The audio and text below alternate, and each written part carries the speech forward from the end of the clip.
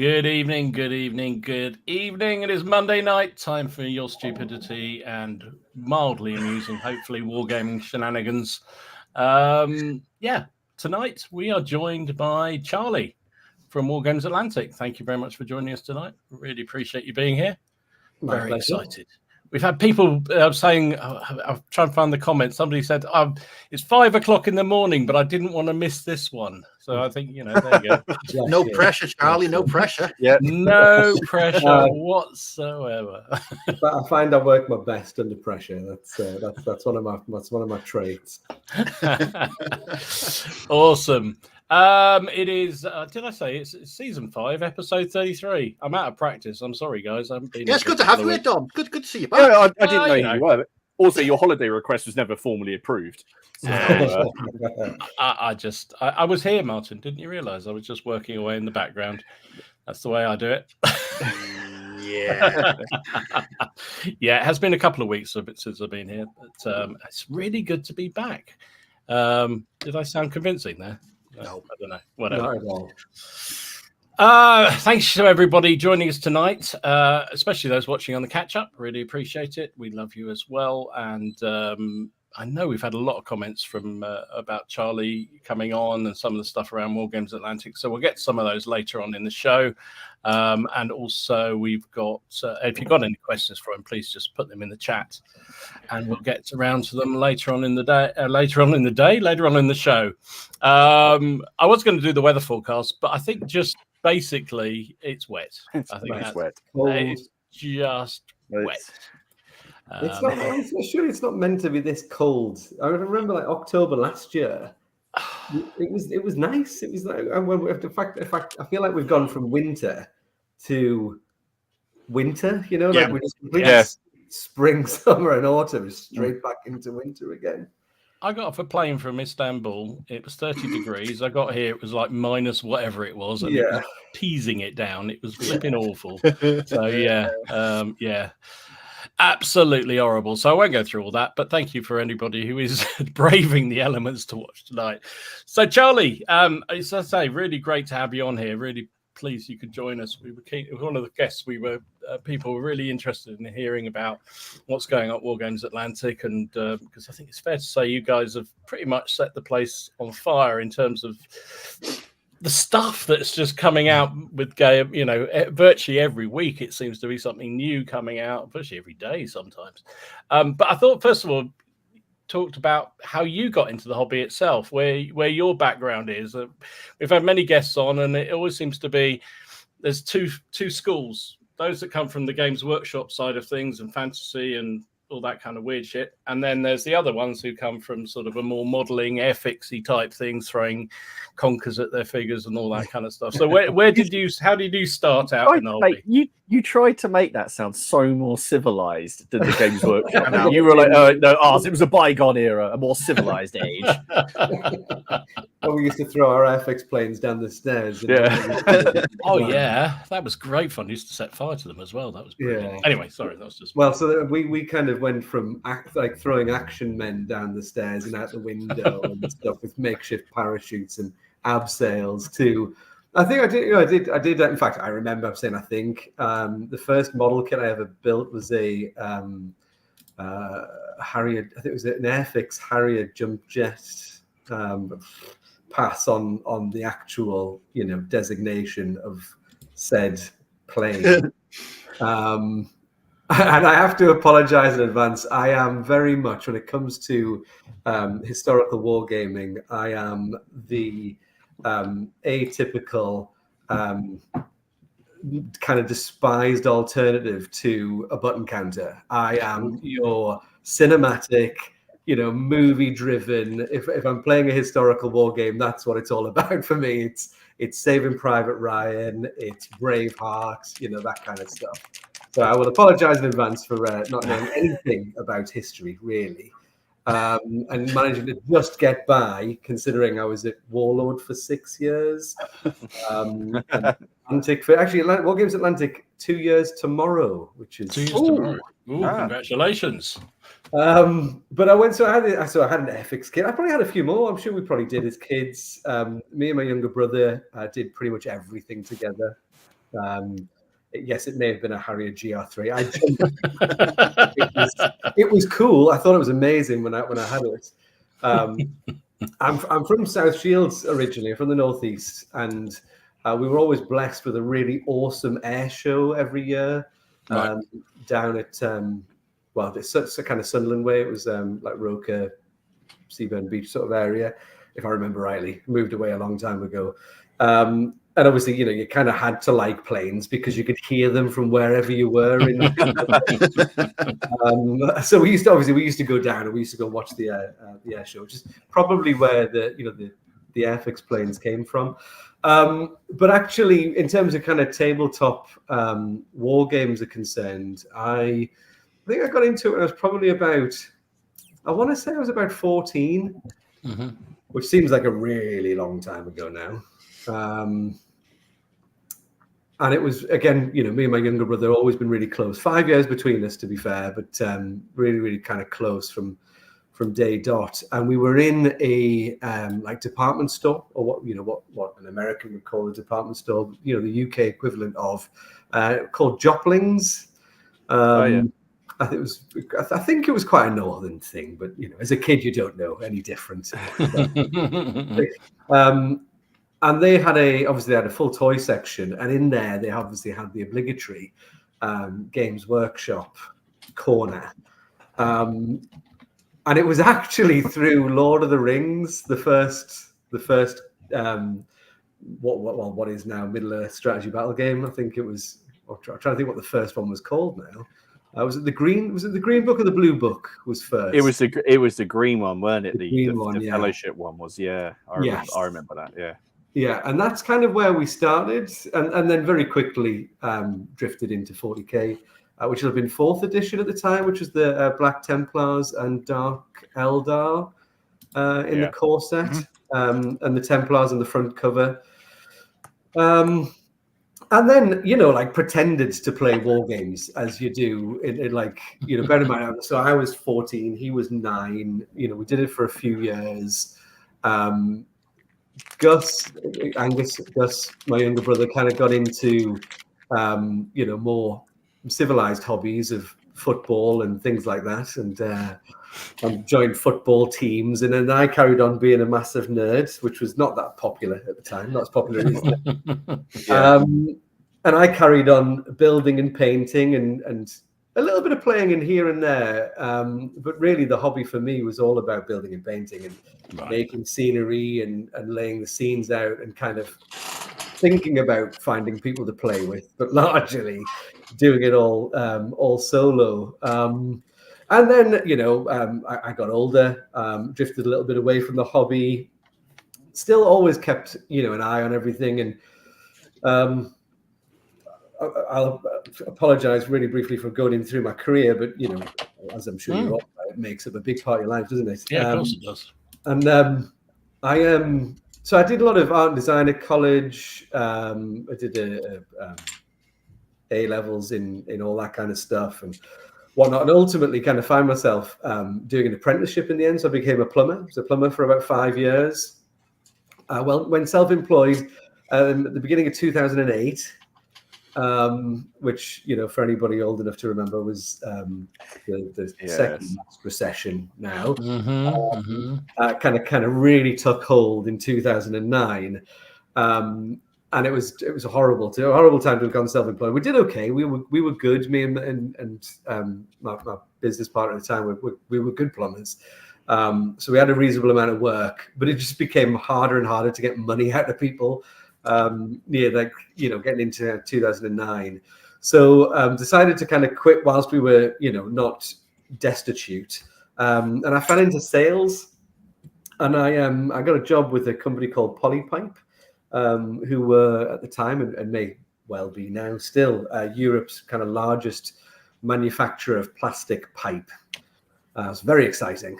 The role that I had was covering Birmingham up to Aberdeen, and this is the poignant bit here. Because I was traveling so much and staying in different cities all the time, Manchester, Birmingham, all over the northeast, up into Edinburgh, Glasgow, Dundee, etc., around Scotland. The Games Workshop store finder became my best friend. It was like, the AA travel guide. And whilst I was visiting different places and different cities, I'd spend most of to begin with, visiting every GW store I could. I was probably talking during kind of mid 2000s when the GW stores were more than a one-man store still. Yeah. But near the kind of end, really, I think it was. I think like the one in the Trafford Centre had a massive. I think it was a big. It was either Minas Tirith or Helm's Deep. They had a huge display in the window. And obviously the stores got a lot more involved in what they were doing and so on and so forth back then. And then obviously you exhaust the GW stores, and then you realize as you scroll down on the store finder, there's a raft of independent hobby shops to go and visit. So needless to say, I spent most of my time on the road in hobby shops and then buying stuff in hobby shops and then heading to hotels and spending most of my evening ordering room service and building model kits. And my favorite trip was going to Nottingham and being able to get into the Forge World store and spend my commission and my bonuses and stuff on overly expensive Forge World models. And then sit in a hotel room building Forge World Eater dreadnoughts. And you're painting a picture here, Charlie. yeah, of a very seedy lifestyle. Of a 20-year-old Charlie. Yeah, so I was living it up. And then, my career in sales progressed. It was great fun, thoroughly enjoyed it, found a real passion for business development, working with people, working with the product, but working with people to find solutions and things that work together, and kind of became my hobby, really, my main passion.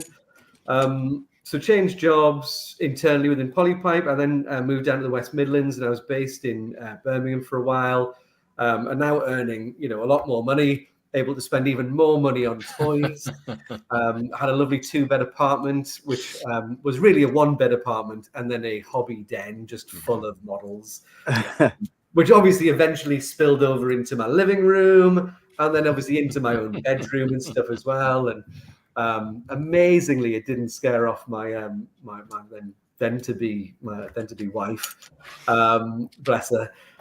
Was very accepting of the fact that there's just piles of grey plastic everywhere. And then it was whilst I was in the Midlands that I decided I was sick of being in the construction industry and was going to take my recently discovered skills. And we've probably been doing this about 10 years at that point, the kind of sales and business development thing, and wanted to kind of bring it to the tabletop industry. So I kind of looked at Games Workshop and thought, well, they don't need me, and I, there's probably not a great deal I could do to help them. But then there's everybody else, and I'd really kind of grown quite fond of Warlord Games through Bolt Action. Almost entirely really through Bolt Action, but then obviously did kind of dabble in the whole Antares thing, which was just kind of coming around as I started to kind of get to know Warlord a bit more. Personally, I applied for a job I had absolutely no intention of taking if I got offered it, just in order to kind of get in front of the people at Warlord. And then I'm getting into the whole career thing now, and you just asked me how I got into the hobby. But then, the kind of that really was the hobby for me was obviously the whole kind of model making and painting thing is just something that like kind of always went through. It was always there, and it was big parts of my life and small parts of my life as time changed and things went on, and careers and relationships and all that sort of stuff. And it was, like I say, it was when I was, how long ago was that now? 8 years ago. So it was around my early 30s that I kind of decided, right, I want to try and get into this industry. And that really then became hobby was when I turned, my career into my hobby, really. And I still build and paint and actually play a lot more now than I ever did as a kid. And as I kind of grew up, and I love it all. I kind of live and breathe it now. Work kind of takes up a huge amount of my time. I kind of, I don't Hudson will give me stick for this tomorrow, but I like to think I co-run Wargames Atlantic with Hudson, taking on a little bit too much of the responsibility there. But it does. It is a big part of what I do every day, and the hobby kind of has become, growing a business, which is kind of started at Warlord. I took on a role as like a what you would kind of call an area account, area sales manager, managing a portion of the UK, and I loved it. It was amazing. I got to do what I enjoyed doing for work, but in an industry that I'd throughout my life fallen further and further in love with, or deeper in love with. I'd spend most weekends visiting stores, running demo days, helping out at their own events, their tournaments and stuff that they were putting on. And it was amazing. Loved it. It was probably kind of the real honeymoon period where the responsibility wasn't really there. I just had to go out and do what I was reasonably good at, which was building relationships with stores and helping them sell Warlord's product. Mm-hmm. And over time, kind of, took on more responsibility at Warlord. And in the last sort of 2 years I was at Warlord, I was running the trade team and kind of managing the guys internationally. So, the guys based all over the world. And I loved it. I've got, the utmost respect for the sales team at Warlord. They were my boys for a long time. And I think they're some of the best in the industry, if not the best. And they were an absolute pleasure to kind of work with and to be responsible for a while. So there you go. Anyway, I'll take a breather now. I'm sure there's it's an interesting journey. I mean, I did ask for it. I did ask how you got into it, and that's a very interesting journey. But it is it's always the way. Somebody said in the chat, is there anybody in the industry that isn't connected with GW in some way? It just seems that way, doesn't it? We all seem to have. I haven't. I have nothing to do with GW. That's all I'm saying. Apart from going in the odd shop here and there. But there you go. You bought an Imperial Guard army. Yeah, but that was literally I had it for. Yeah, that was just a phase. They were the most historical looking. So he bought. I had them in the. What was the other one? I can't remember what it was now. I can't even remember. That was a very bad moment in my life. I don't want to talk about it, Martin. I got over it very quickly. I think I played about 3 games and realised that was a really bad idea. Yeah, you can blame my mate Nick for that. So, Charlie, when you left Warlords, you obviously moved over to Wargames Atlantic. So, what's your sort of role there, apart from head honcho, which clearly you're pushing in on Hudson's role there entirely? Is it everything around strategy and everything else? I mean, we all have titles, and then Hudson made a point. Yeah, but what's the real job? So Hudson made a point of making up a load of titles for everybody. So I think my made up title is Operations Overlord. And I think Hudson calls himself the Dungeon Master. My business partner, he's put himself down as Grand Vizier. So that's love it. We call what do we call the marketing manager? Steward of the Bazaar. So yeah, I mean, I'm incredibly lucky in the job that I have and what I do from day to day, which is everything. I mean, obviously, my main skill set lies in sales ultimately, and business development and kind of pushing the sales strategy forward, particularly B2B sales. That's my background. However, over the last 2 years, there's a lot of a lot of what you do in kind of B2B is very easily translatable into direct consumer sales as well.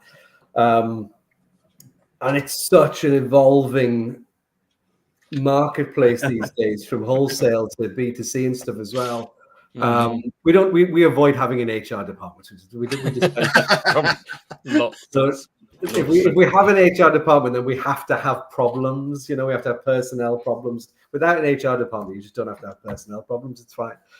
No, we're a very small team, and I think as a result, everybody kind of does a little bit of everything. Even I've kind of got two kind of main sales guys, and even those guys help contribute towards various strategies, whether it's product development or business strategies around various projects and what we're doing in terms of wholesale sales or other sales channels and different revenue streams and so on and so forth.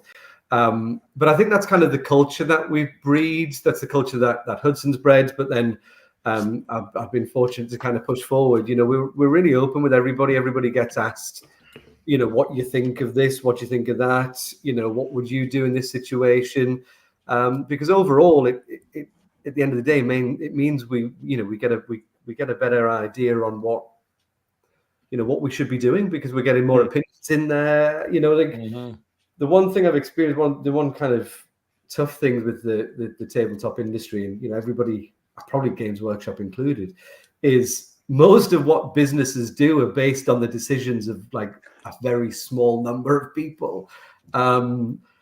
And one of the things that really attracted me to Hudson, and Wargames Atlantic, was that from the get-go, it's always been about the community. It's always been about asking questions and saying, "Hey, what do you think we should do? What should we do next? We're thinking about doing these things. Which is your favorite? What do you not like about this stuff?" And there's all that kind of engagement goes on, largely through the Facebook group, our kind of chosen platform of communication.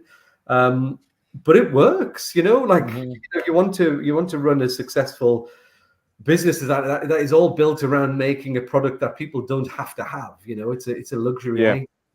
Your infamous Friday poll that comes out any day from Thursday through to Sunday. I love it. Yeah, exactly. And maybe a few more in between. Does that not make it a little bit sort of scattergun?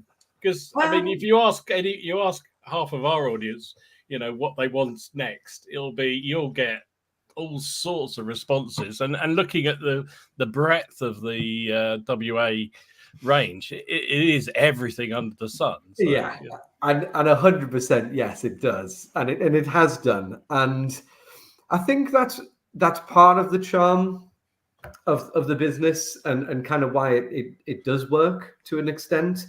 But it's not, from a business perspective, it's not a sustainable practice to rely on. That's not to say it's not something we won't continue to do. But what we've done over the last 2 years is start to build, more of a strategy around what we're doing and how we're doing it. And really, people probably won't have seen that yet, because obviously in between that period, you still have to keep doing what you do and what you know how to do, which is ultimately to kind of try and give the community what we believe they want based on largely what they've asked for. But yes, what it has meant is we have a very wide catalogue that in some periods lacks in depth. And there's even been periods recently where, we chose to do the Citizens of Rome with the guys at Footsore, the Gangs of Rome. And Hudson's biggest excuse not to do it when we were discussing yes and no and should we, shan't we, was, but it's another range because it didn't fit within anything else that we already do. And it's tough. It really is tough. It really is tough. And kind of going back to answering the question, I think, if you ask, what is my job? Predominantly sales. That's where, that's the day-to-day stuff. But, anybody that's been involved in sales knows that really influences pretty much everything a manufacturing business does, especially when you go from manufacturing to selling, right kind of through the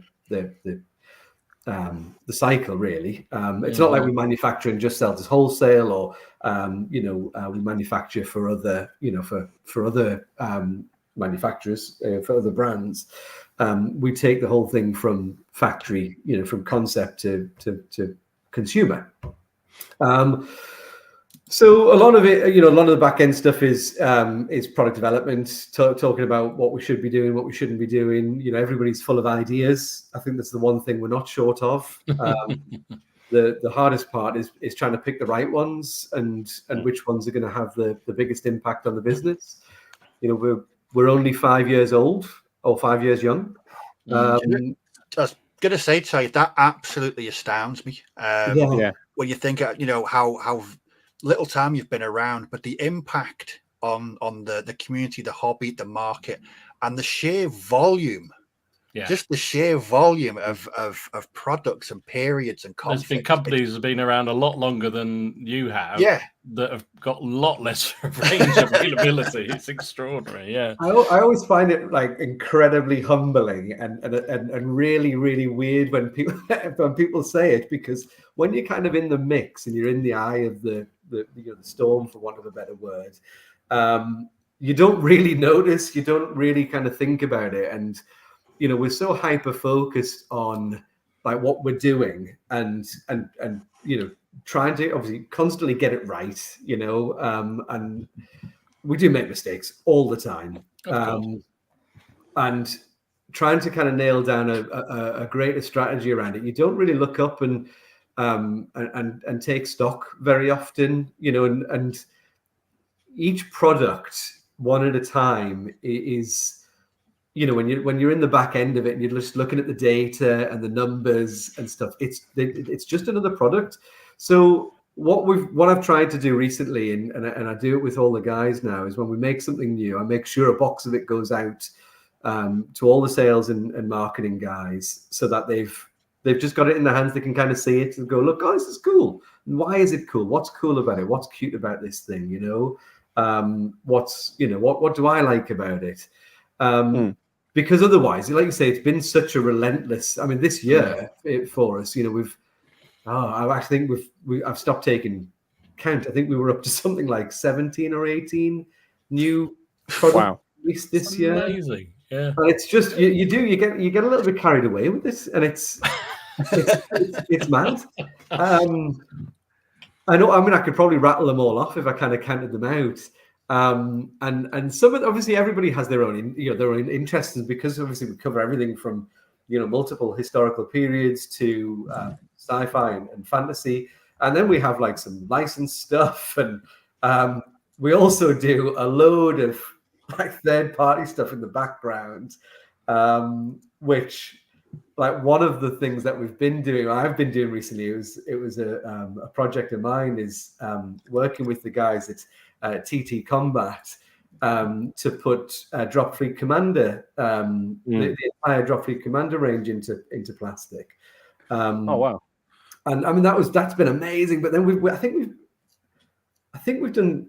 And I don't want to kind of give too much away, but they've just launched, on their pre-order, I think 13 products for Drop Fleet Commander, which are all plastic, including their 2-player starter set. And I mean, that was such an amazing project to work on, because their main guy for Drop Fleet, Dave, is just an absolute wizard when it comes to like mechanical design and the ships that he's put for, because obviously they didn't want to just remake what they already had in resin and make it in plastic. Everything had to get updated, so everything looked slightly different to how it did in resin. But working with Dave has just been, it's been an absolute education from our perspective, because we're only really used to doing organic stuff, like very humanoid things. Really, is the majority of what we've made. So working with spaceships has been really interesting. But Dave goes to this this minute level of detail where, when there's going to be parts like stuck over the main, fuselage of a ship, it's sculpted in the slots where the parts are going to go. And it's just like, part of me, like the businessman in me, is like, this is such a waste of time. But then the other kind of penny drops, geeky gamey. The big difference here is when somebody gets this out of a box and looks at the level of detail and that extra mile that Dave's gone in his sculpting, so that even though we're probably going to cover these bits up with other bits, it's not just a blank area. It's actually got, it makes it more real. It makes it feel like a living thing, because all of a sudden there's like, your head goes, oh yeah, that makes sense, because those bits are designed to like interlock with each other and stuff. And it's just, yeah. So that was an awesome project. But there's another, like that's another 13 products that we've been working on over the last 12 months. And then we do stuff with, the guys. We've done stuff with Modifius. We've done stuff with Firelock for their plastics. We've got a thing going with Green Ronin at the moment for the Expanse. So there's just like, it is a veritable kind of whirlwind in the background of like just products, kind of going on, all over the place. And yeah, it's really cool to, to have somebody turn around and say, like 5 years, or like, oh, you guys are just making so much great stuff. And it's the kind of like, that's the thing. It's the great stuff thing, like that's what you want to hear is like, what we're doing is having a real positive impact on, on people and their hobby. Like we make toy soldiers at the end of the day. Like the whole point of it is to have fun. So you strip it back and you think, well, what we're really trying to sell is we're trying to sell fun. So every kit needs to be enjoyable. It needs to make sense to the hobbyist when they're starting to clip the parts off the sprues. And like you mentioned, pre-show with the Qua, even though I get what you're saying, you've combined your Koth Tyrans with your Crusaders, but the point is it's all possible. That's the point of it, really. Like as a manufacturer at the moment, we're all about making models for people to play whatever they want with it and do whatever they want with it. Now, eventually there'll be game systems and we'll be beholden to ranges that need to be expanded because there's a game system there and so on and so forth. But the one thing I can guarantee you we won't stop doing is we won't stop making random stuff. Because it, like if somebody wants something out there, like, and there's a hole to fill in the market, we'll be the first ones to rush to try and get there, because it's a nice feeling.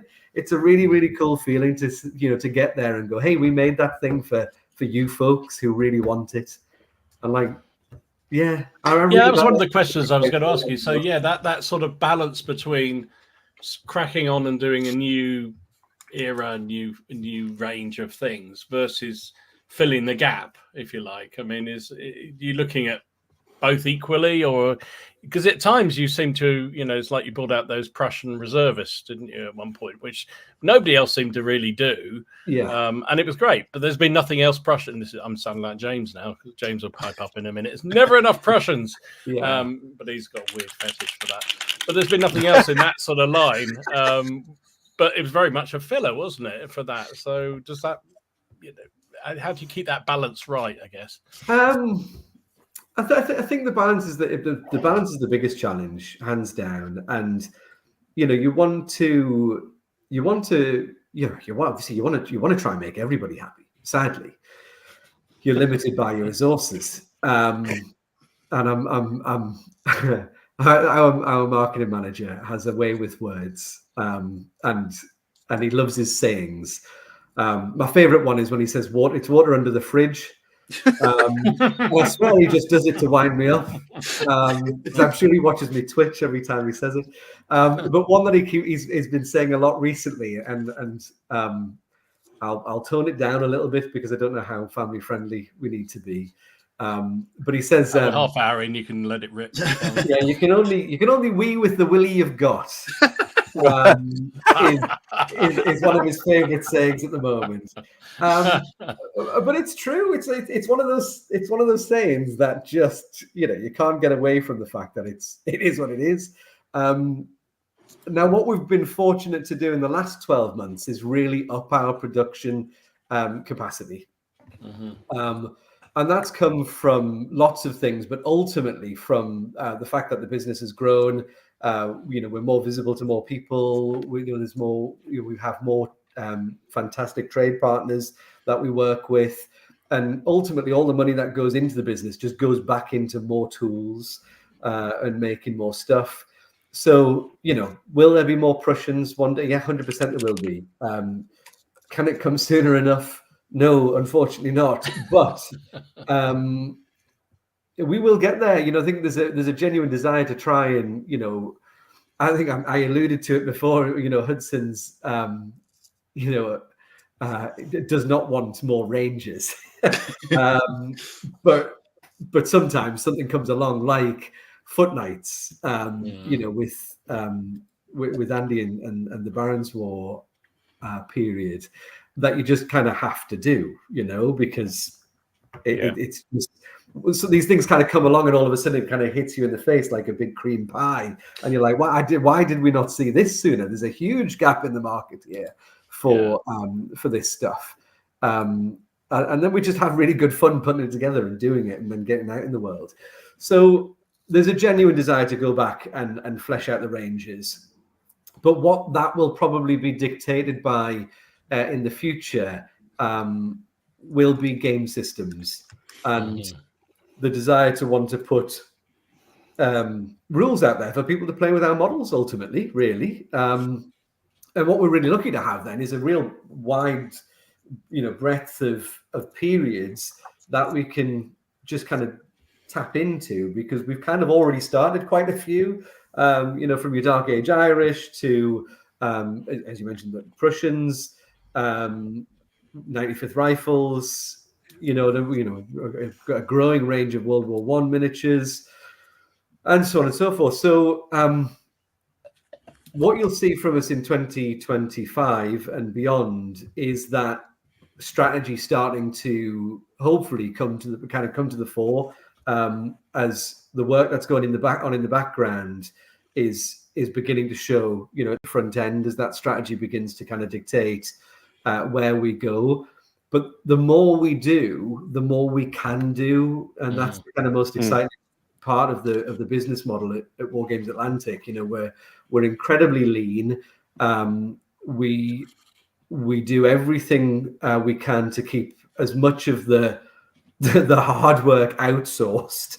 So we have 3 fulfillment partners around the world that do an amazing job of getting our product out to people, so that we don't have to worry about that ourselves. All we have to worry about is reaching the people, out there at the other end of that kind of equation, and getting the product right at the front end. So where we do have people is a growing team of sculptors who are based all over the world.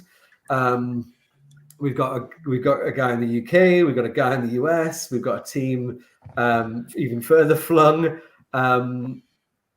And then we've got the sales team and the marketing team, who are ultimately at the moment largely UK based, but that's because it kind of evolved around me and the fact, obviously, like I'm the main kind of sales function of the business, so it makes it a lot easier for me when they're on my time zone. However, we have got a guy who's just starting out in the States, who's a really, really smashing guy. So keeping my fingers crossed for him to kind of spread his wings and start doing some cool stuff. But we're ultimately a very remote business.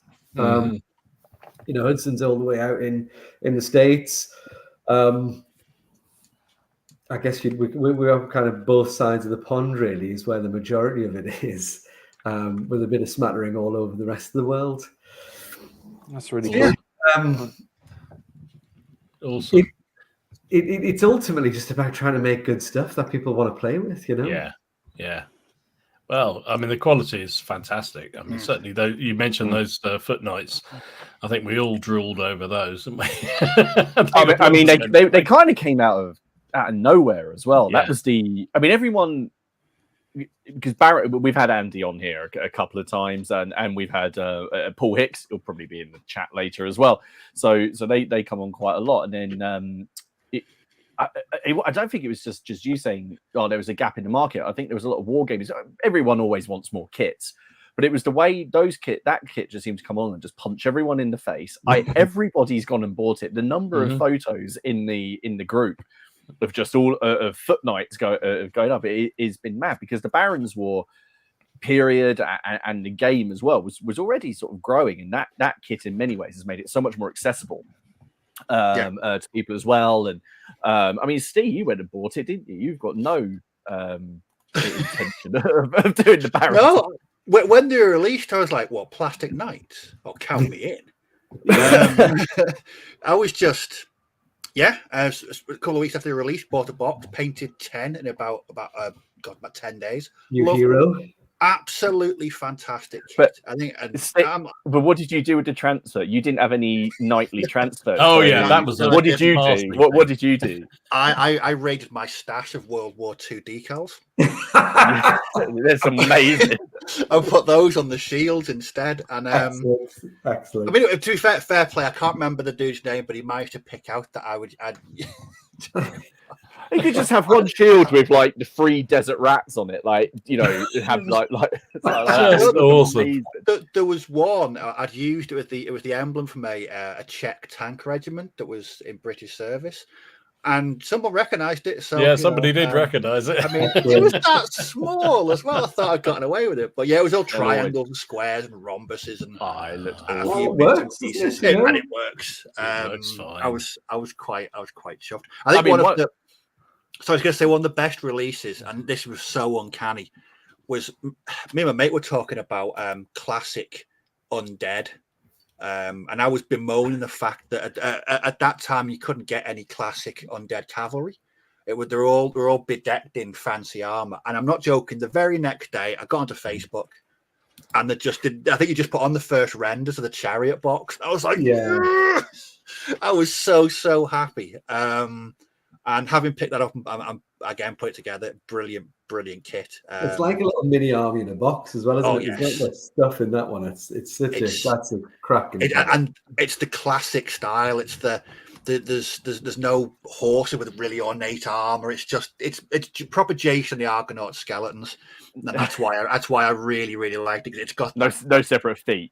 You're going to say the feet are attached. And thank you, Charlie. Please pass on my thanks to Hudson for actually putting feet on the legs, because I don't know whether you're aware, there's a kit out there. It's got very aware. Separate feet. I'm not going to talk about it anymore. I had to build some of them ones. I got through one model and the rest went in the recycle. Yeah, that was it. You actually felt like you were doing an anatomy class when you. I mean, I think the first Wargames Atlantic kit I built was actually the German sentries through 0200, because I don't have a great deal of fun painting World War II or generally playing things in World War II. But the fact, I don't know what it was about it. It was the fact that there were so many that you could just put in at ease, and then you had the smoking guy, the one with the cigarette, which for some reason I just thought was fantastic. I remember I did a whole video about like painting him. I would never do any other video about that, and they were just great, especially with the dog. Just the added, just chuck the dog in. That was fantastic. I think that's kind of. I think it's a big part of Hudson's kind of vision around the kits. That I don't know whether Hudson kind of realizes it actually, but I think as you go through, certainly you go through like the back catalog, there's a lot of those kind of human elements find their way into the sets rather than it just being a bunch of dudes with weapons in various poses. I think we candid it out the other day, I think it was last week. I think it was last week. I was talking to Tom. Tom's one of my sales guys, and we were talking about how many sets we make with dogs in it. And I think it's 6 now, because the 2 new Conquistador cavalry and the Renaissance cavalry have like a a big brute of a Mastiff, I think it is. Mastiff, yeah. And then there's the Dark Age Irish, and then 95th Rifles, and the German Sentries. And there's always one that I forget. I can't remember. What might have been the night. No. We did the Dark Age Irish, 95th Rifles, German Sentries, and then the 2 new cavalry sets. I think it's 5 sets that have dogs in them. I just want to really go back to the Foot Knights because I don't get a chance to do this very often, and he's also like a really, a private guy. So he'd probably hate me for saying this. But those knights are probably, for me, one of the most versatile and well thought out plastic model set I have ever worked with. The amount of really dynamic, natural looking poses you can get when it's a multi-part kit that's like legs, body, arms, and head separate. But some of the poses I was able to make with those Foot Knights, I had so much fun just putting them together and playing around with what I could do. And they were sculpted by the absolute legend that is Rob McFarlane, who's such an unsung hero of the industry. We are absolutely blessed to have Rob do so much work for us. He's an absolute... I can honestly say everyone here knows that I am the most cack-handed modeler there is possibly. If I can get it as one piece, then I'm one piece all the way. Yeah. I loved putting them together. They went together so easily, and actually they looked like they were someone human wielding an axe or something rather than the normal ones I do. We think there's no physical way they could be holding it in that position, but they did. You'd be pulling so many muscles trying to swing it that way. Geez, yeah. I mean, I'm just incompetent when it comes to modelling, but they were a joy to put together. Really, really fun. No, the same with me when I started building them. The sheer amount of, like you say, the options and the natural poses. And I didn't have to use a single bit of modelling putty on any of them. Excellent. They all just, and when you've got figures with 2 separate arms, sometimes you need a bit of putty just to, not a single gap whatsoever. Absolutely, just an awesome box, and the sheer amount of bits and pieces you get in there, the weapons, the shields. Just wait until the next 4 sets, but we'll have 2 very, very soon. In fact, I reckon they'll probably go on pre-order sometime in October. Is the Levy and the sergeants, the foot sergeants. And again, all the bits will be cross-compatible with each other. So there's bits on all those frames that will go be able to further, modify your knights. But then obviously some of the knight stuff will be backwards compatible with your sergeants and stuff. Or forwards compatible, I guess it would be. That range when it's never going to be complete, obviously, because there's still more stuff to do really around the whole, Barons War period. But there's those 2, and then there's the mounted knights and the mounted sergeants will be probably very late this year. I think we should get those out into the world. And then we're talking about like accessibility. It's something I say all the time in the kind of background is, we want to try and make everything as accessible as possible from a customer dealing with Wargames Atlantic, whether it's a wholesale customer or just a hobbyist. But I do love the idea of these plastics are making other game systems more accessible to people that aren't comfortable working with metal or don't want to work with metal. They've now got an option to kind of go out there and get it in plastic. Well, the reason I first bought that box was for a fantasy project, and as soon as I started painting them, I was like, no, I actually like these as Barons War. So I'm actually planning to get more of the Barons War boxes as well, because I just think it painting them just really sparks something off, and I just thought, I'm not going to use these for fantasy. These are going to be Barons War all the way. So I've got plans for those Levy because I've got I want to do my big peasant thing for the Wars of the Roses, and peasants are peasants. Exactly. That's what I need. I need lots of peasants with spiky things to go up against 15th century knights. It's not going to be a very long battle, but it will look fun. Well, I thought I'd finished my Bruces in Ireland project, and I saw those notes. I think it might be expanding a bit more because they fit in there as well. Yeah, awesome stuff. One thing I wanted to ask you, because obviously, apart from all the plastics you're churning out on a regular basis, and all the stuff you're doing for other people as well, digital, huge number of digital ranges, or is it ranges? I don't know what the vernacular is, but lots of shit in digital coming out.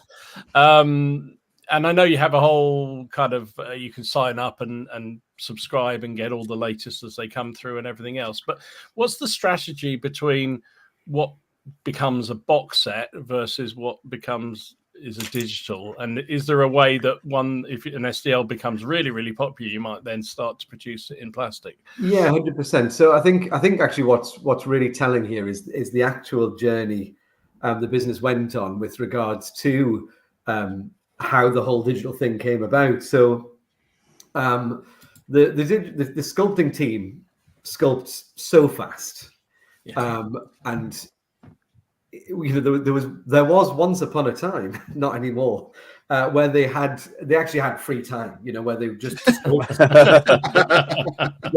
they'd make things themselves and so on and so forth. And what happened is we just had so much stuff sculpted, and we weren't ever going to get it into plastic anytime soon. And we sat there with all these digital files. Everything we do is digitally sculpted. So we sat there with all these digital files, and Hudson floated the idea of launching a My Mini Factory account page, and then ultimately a tribe, because that's kind of the main form of putting these things together. And it was born out of the fact that, well, we've got all this stuff, we might as well do something with it and make it available for people. We looked at producing it in alternative materials. We price costed it, and you can't help but look at it versus our plastic production, because we do all our own plastic production. It's all done in house. So we are able to do it at a really, really competitive rate in comparison to how hard it can be for other people to do plastics. But even then, it still costs. It's still the most expensive cost we have is producing a tool. And the biggest cost for the business is restocking products every month. But with digital, obviously, you just don't have any of that. The only cost to digital is the sculptor's time, which we pay for anyway, because they have they're paid on salaries, and the cost to list it on My Mini Factory and the card transaction, and the rest of it is there's just no other cost. It's great. So we decided to do it based on the fact that we had all these sculpts and we knew the capacity of the sculpting team, and probably launched it a little bit sooner than with the gift of hindsight we may well have, and then we played catch up ever since, and we're now finally getting to a point it's probably going to be nearly 2 years on now, I think. Is it really? I think it was January, February 2020. Yeah, January, February 2023 that My Mini Factory went live. Yeah, God, it will have been, I think. I think I'm sure. It might have been a little bit later than that. It might have been March or so time. Hudson would, if he's watching it, he'll be texting me in a minute saying, no, it was this day, at this time precisely, EST. So we're finally kind of getting to a point now where we're sculpting for next month rather than trying to finish the sculpts that we promised, to get done this month. But we produce a load of stuff. What we call them. This is the problem when like a manufacturer that does physical products gets into the digital world. We just don't. We approach it like it's a physical. Like it's a physical, yeah. So we call everything is still a set. It's like So we do 13 sets per per month with the tribe. But when you count, if you were to count it in individual models, like everybody else in the digital world does, it would probably be something like 50 or 60, models. But the way we're sculpting as though everything was going to be a plastic set. So everything we make, pretty much everything we do on digital, is a multi-part set. So you print arms, you print bodies, you print heads. So that when you print it off, you've got that flexibility of building the models. Or if you're really clever, and I have no idea how to do this, you can build it digitally and then print it out. But yeah, that's for people that have got more time to learn that kind of stuff than I could care to dedicate towards it. But it's a hobby in its own right, isn't it? It's completely. It's a real great hobby. And yes, it has actually dictated some of what we've gone on to make in plastic. So the werewolves, for example, they were a digital set, and they got such a roaring response. We chose to take them to plastic fairly quickly. They had to be changed slightly in order to be viable for plastic. I was going to ask, because you've kind of got like a core. You almost have like the core design, but there'll have to be key changes that you make, because a printer can obviously do things that when it comes to plastic injection that it just can't achieve. Yeah, 100%. However, I would say we do still try and steer the sculptors to produce everything as though it would be a plastic set. But that's been a kind of an evolution of the concept as time's gone on, where really what you're probably seeing in digital is a lot of what will make it into plastic eventually, because we can kind of get ahead of the race a little bit in that respect. And then all of a sudden when we think, okay, cool, we're going to do, I'm trying to think of something that we've done fairly recently that I've seen pop up.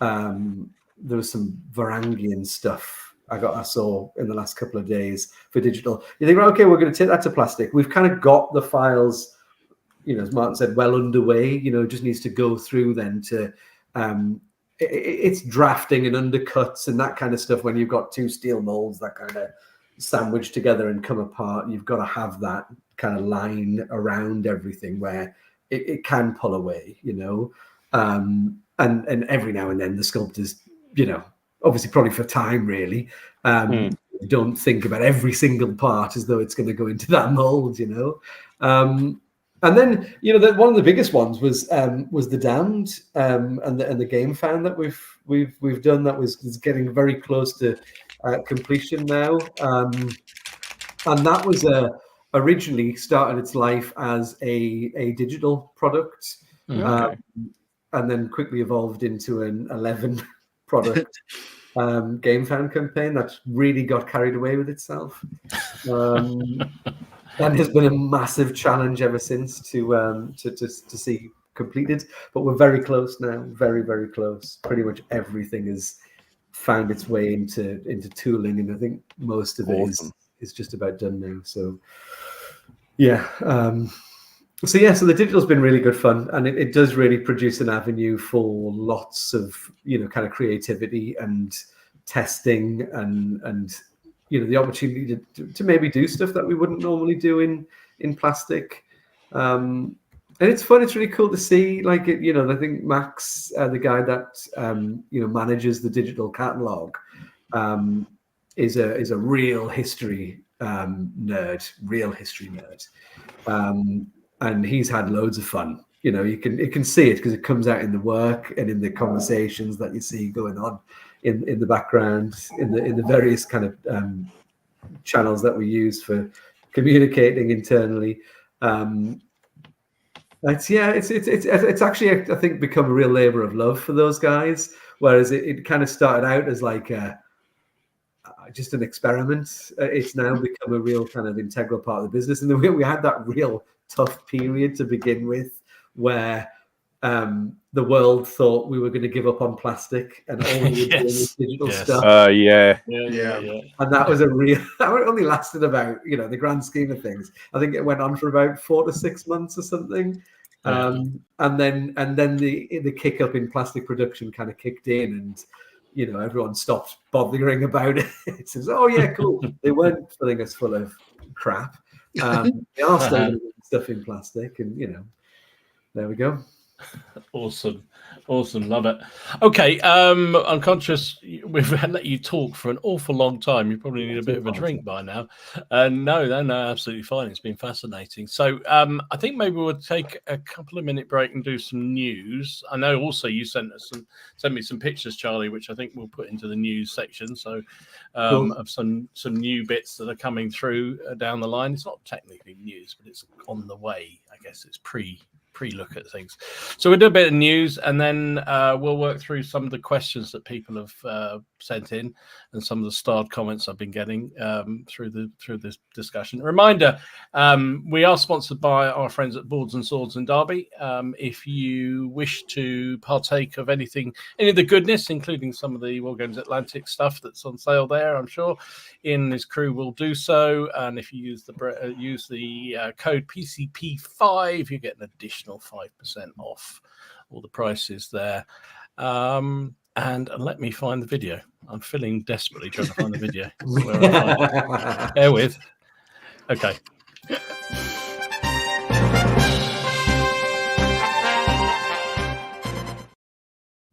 So news. What have you got, Martin? Anything exciting? Well, I found stuff. How exciting it is depends on your outlook on things, I suppose. So yeah, I saw this disc come up because I like my TTRPGs, and Charlie was on. Obviously, this thing about the Expanse happened to come up, which I thought was pretty cool. Nice. Because I always, you guys know, I really like my tabletop role playing games, even though I don't get as much chance to play them as I would like. And this immediately intrigued me, first of all, because there's a spaceship crew miniature set that you can essentially build your characters from, but there's a spaceship set, which is awesome. It's awesome. So yeah, that was that piqued my interest. That really did. But I'm also deliberately trying really hard not to look at it because I've got 3 birthdays this month, our event, and a bunch of other things to buy as well. So I did see that. Over Grey for Now, Graham has released a new set of samurai. And nice. These are, I've forgotten what they're called. I think is it the Loyal Retainers? So, something like that. So whatever they are, but they essentially act as mini lead. So you, in Test of Honor, you'll gain honor and dishonor and a little bit. They're like mini leaders. They're almost like captains.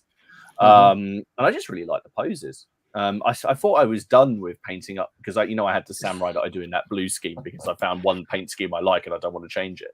I think I'm going to be picking these up, but I like it because they can operate as a unit as well. You can have these 3 guys running around, which is very cool. I think that's a reference to the previous ones. These could fit 2018. They could be whatever. The judges, the Japanese judges. Michael over at Oathsworn has previewed another Burrows and Badgers. This is a Fox Rogue. Of course it is. That is fantastic. It has a flintlock. So tell me, Dom, that you're not going to buy that. Oh, of course I am, Martin. I still have yet to have a game, and I've got masses of them to paint. But they're just so much fun to paint. I don't know why. Cool. They are. It is very, very cool. That is brilliant. Oh. Animals of Farthing Wood would have been a lot different if the fox had much probably be no less tragic. Did you just correct me? Did you just say it's a matchlock, not a flintlock? I think I did, but I didn't. It was a subconscious correction. I'm sorry. You just called me out on a oh my God, we had some live button counting. Is it button counting when it's a fox? Is it?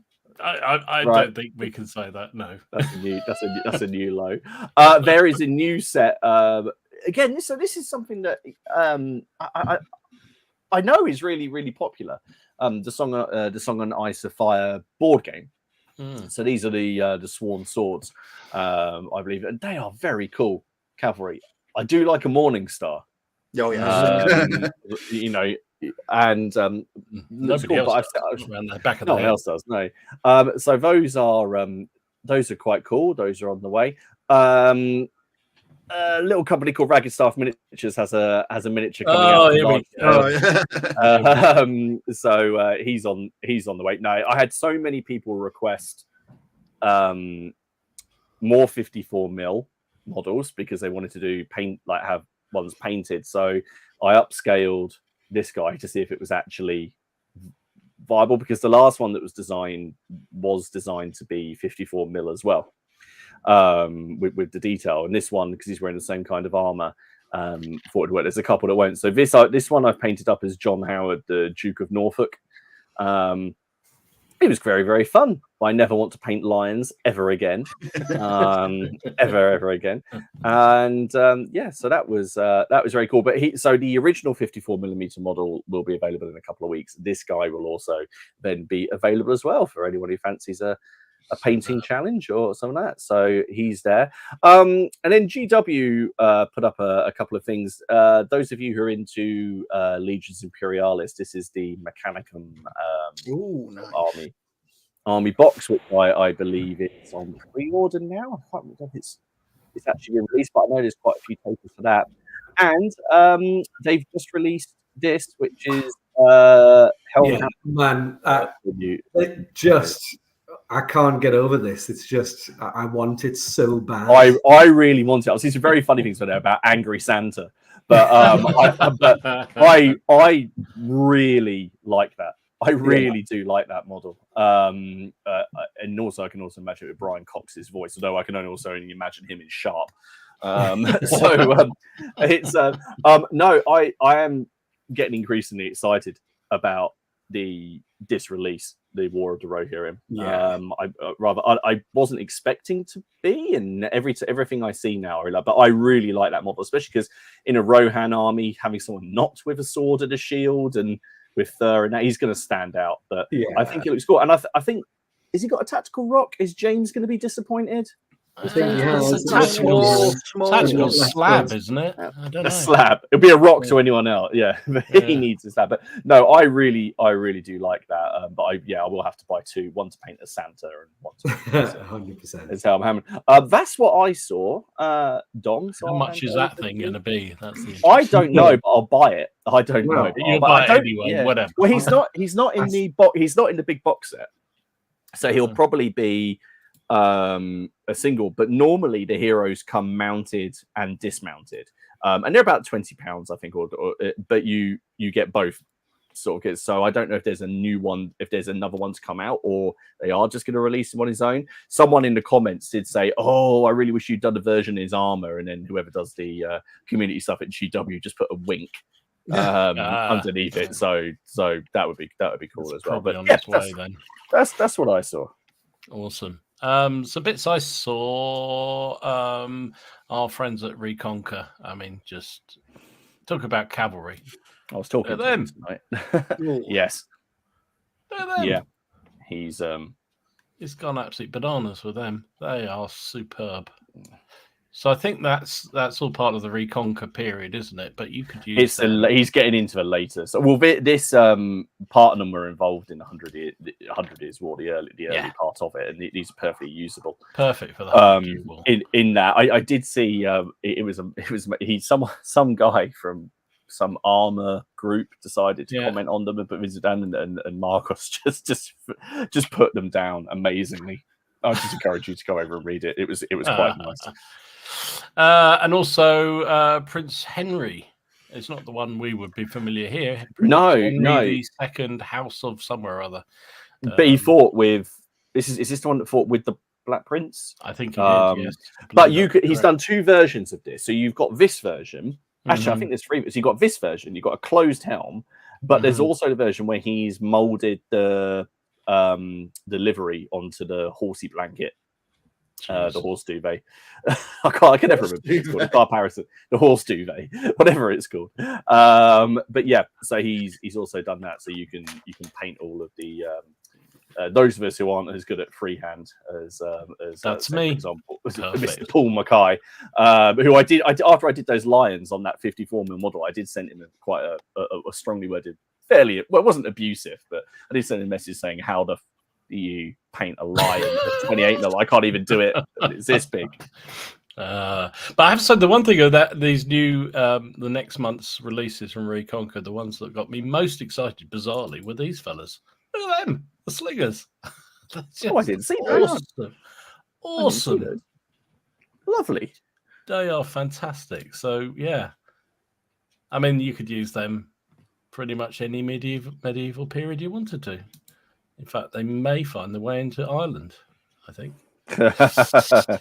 So yeah, that's I suppose that's the October launch for Reconquer. Amazing stuff. I eventually I am going to get a printer. Between Wargames Atlantic and Reconquer and God knows what else, I will get a 3D printer at some point. But considering I have 96 variants here for you, which is. Oh yeah, I forgot piano as well. Oh geez. Also, Eagle have been in the background, just mainly filling out their ACW range. So this is some more of their Confederate figures, nice. which look really good actually. I like the guy with all the beardies there. So yeah, lots of them. Victrix. They also showed off some of their new 12mm figures that are coming. So these are the Africa Core, which do look really, really good. I have to say. Do you know what? I keep avoiding looking at their 12. I've got no reason or no cause to buy or paint 12mm. You have now, mate. But I want to because they look so. And I've never painted 12mm. I bought some of the early ones, as you know, and then decided I've got 15mm, 20mm, 28mm.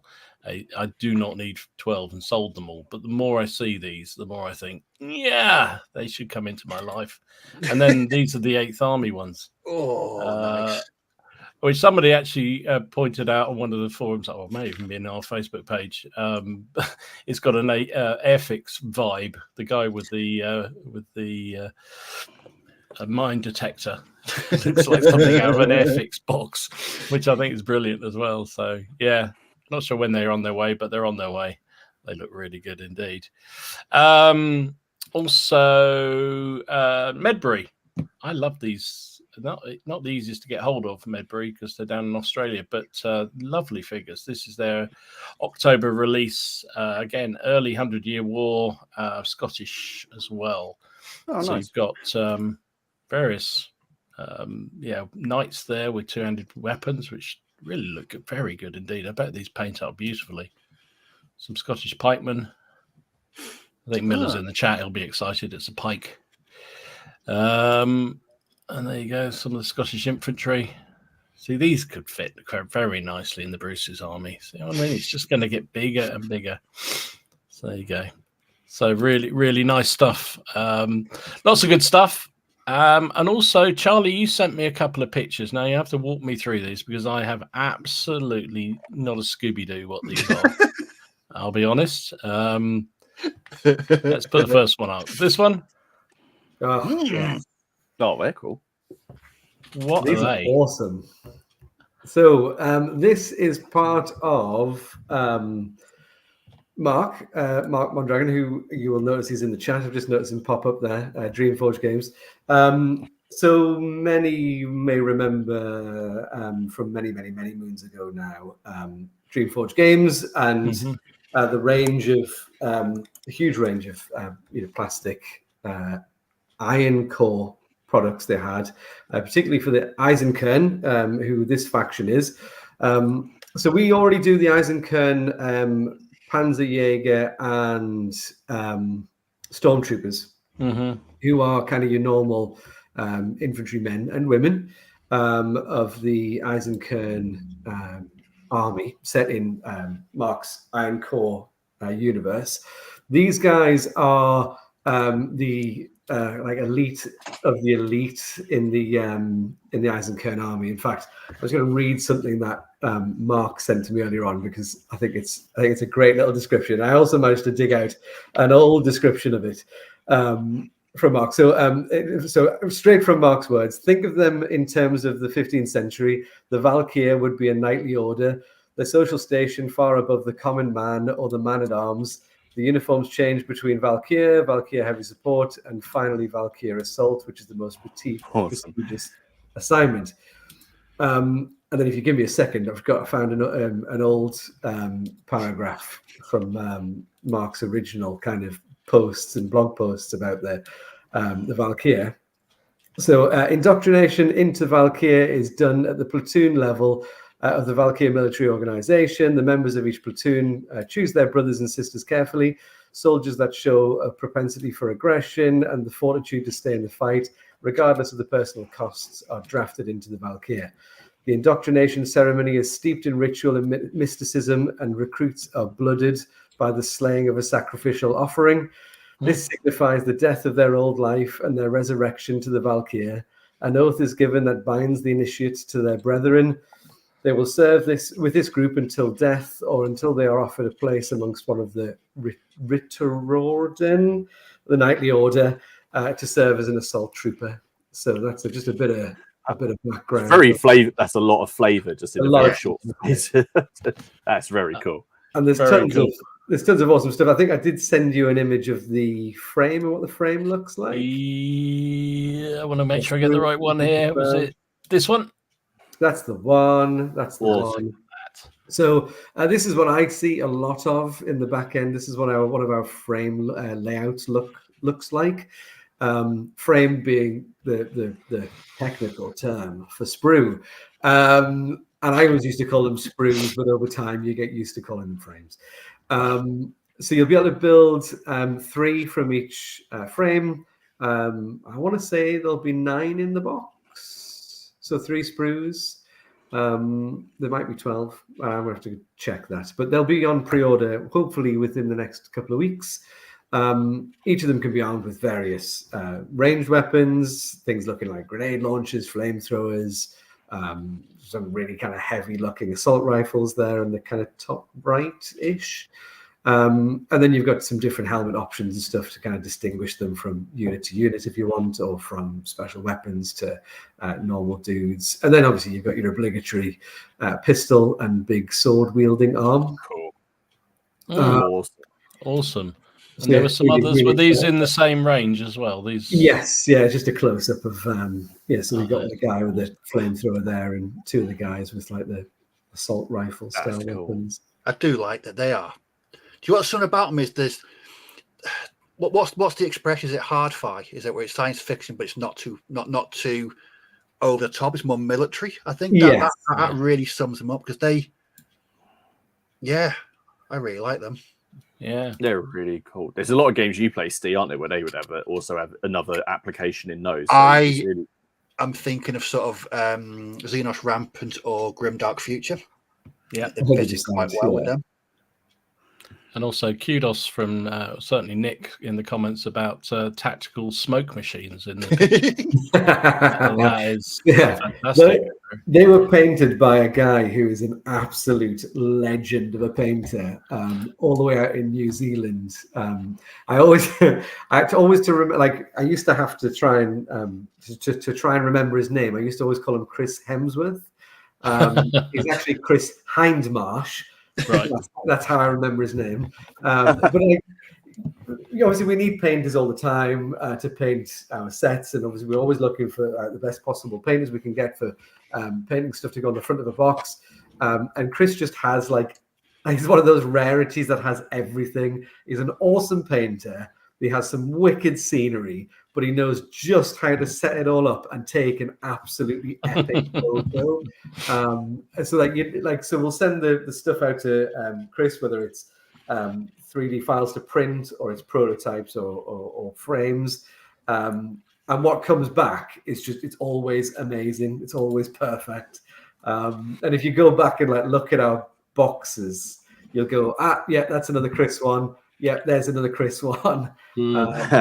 unfortunately, it's not his full-time job. He just does it as, a thing, and he doesn't have capacity to do every single one of our boxes, because if he did, I would insist. So the other thing you sent me was people are getting very. I know you sent me some pictures of what you're making, some quars already, but some of the future stuff coming here. So let me bring up this one. So explain? Okay, so I kind of know what it is, but I'll just So we call them. Josh calls them tractors in Qua. They're not tanks. I don't know why. I should ask him, actually. I just always kind of accepted it and just thought, okay, cool, fair enough.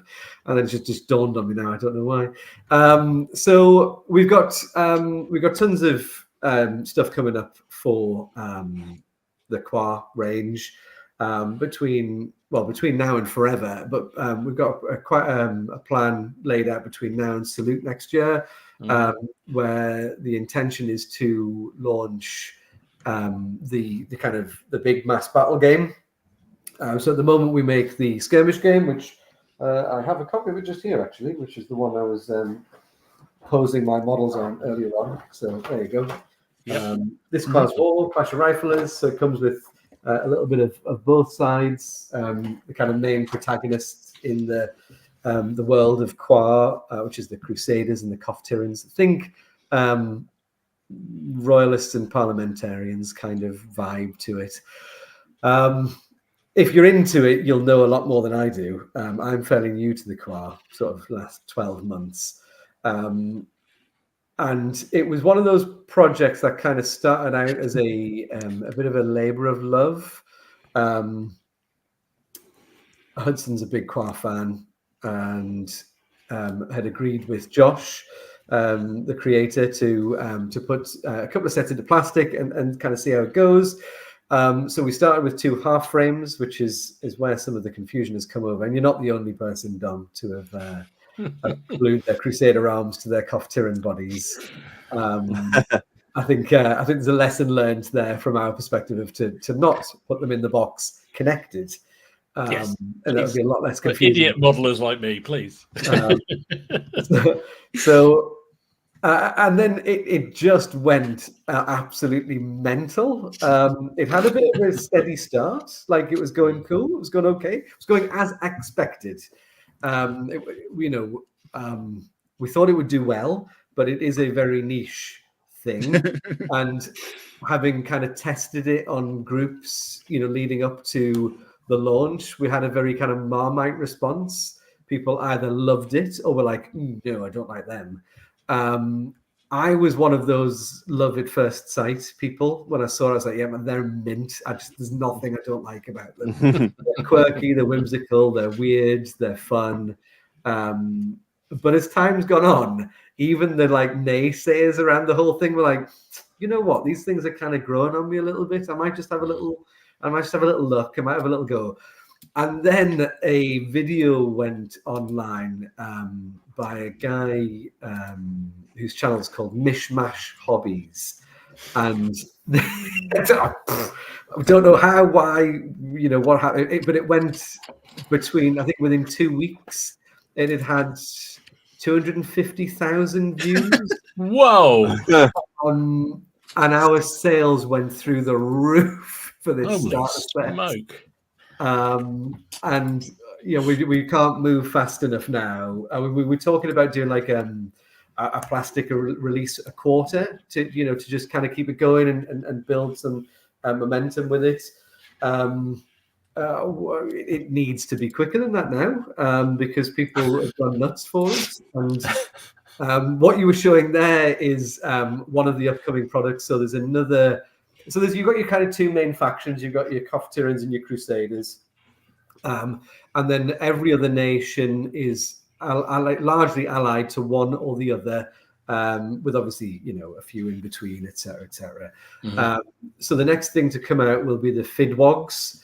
Everything has a very rhythmical, peculiar name. Inadvertently, a lot of it sounds Welsh. It's not done on purpose. It was something Josh discovered after he kind of started putting it out into the world.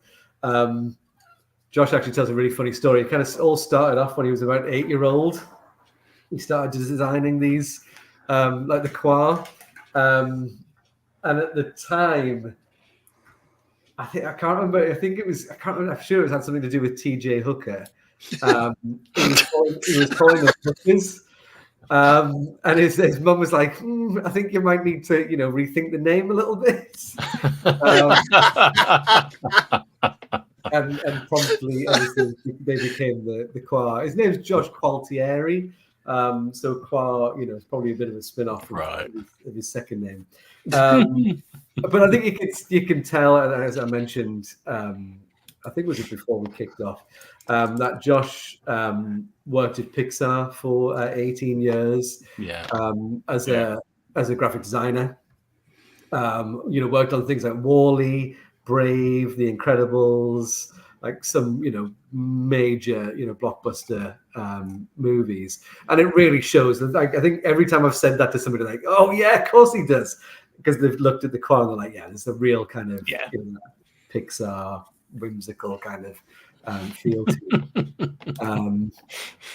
They are mad. Can I just say that I think the world has lost out on a box set being called This Hooker's War? I'd buy that. Yeah, I'm so happy Hudson's not in the chat. So what you saw there is going to be the first vehicle. It's basically like a tankette, single man tractor for the Fidwogs, and the Fidwogs are actually a little bit smaller than your normal Qua. So this is obviously going to be even smaller again, and we're currently in a battle trying to decide what the product is going to look like based on what we can get onto a frame. So we're either going to have a box of little mini tractors or plus a box of Fidwog infantry, or we'll have a combined box of a couple of tractors and some infantry. So that's just all going to depend how it comes out in the wash. But they will probably be out November, December time. And then the plan is to do the Iski, who are another kind of sub-faction tied into the Crusaders, if I remember rightly. Then we're going to do some partisans. Obviously, the partisans can, fight for either side. Then we're going to do some. That sounds awesome. Bigger tractors, and then we're going to do a big box set in time for Salute, where it'll be a big the new rules, which is it's say new rules. It's actually just a second edition of Josh's old this Qua's War rules, and that'll all be a self-contained game in a box with everything you need, 2 armies and so on and so forth. Awesome. What I've liked as well about the Facebook group is where it comes to the vehicles, the kits that people have been finding throughout the entire 20th century. We got like First World War tanks and little tankettes, and then Soviet tanks from World War II. It just gives like such a really unique feel to it. And I can imagine some people are going to have some proper personalized armies with these mad vehicles. I'm really looking forward to it. It's going to be good to see. I can't wait to see what people do when they get like plastic tractors and start bashing them with real world, like sticking a Tiger turret on the top of a quad tractor. And what does it look like? That has to happen. That has got to happen. I'm sure it will. God, I hate to Mark's going to feel like he's got away with this actually, because we moved from the Iron Core stuff onto the Qua stuff really quickly. But so Mark has actually joined Wargames Atlantic as a sculptor now. And for any fans of the Iron Core range, we'll be pleased to know we'll be making a lot more of it over the next 12 months. Now that obviously Mark's on board, and nice. I will be championing at some point that we do a game set in the Iron Core world, because if you haven't seen the Shadow Cache, you need to go and check them out. They are like the meanest looking awesome alien race you can come across. We've got like a real kind of mix between Alien and Predator, and then they've got like a bit of a what's it called again? Stargate kind of vibe to them as well. They're like really wicked looking dudes. So there's loads more to come from that as well. That is awesome. That is awesome. Love it. One question, and then we'll get on to some of the questions that people have put in. But one I'm interested in, you teased a few months ago now, and actually I've seen they're already hitting the market, but is it the grand battle scale figures? Grand battle scale, yeah. 10 mil. Got Samurai at the moment, and then you teased, is it 100-Year War, I think was the next one. Specifically Agincourt is the... right. So the Agincourt French and Agincourt English. There will be loads more to come in 10 mil.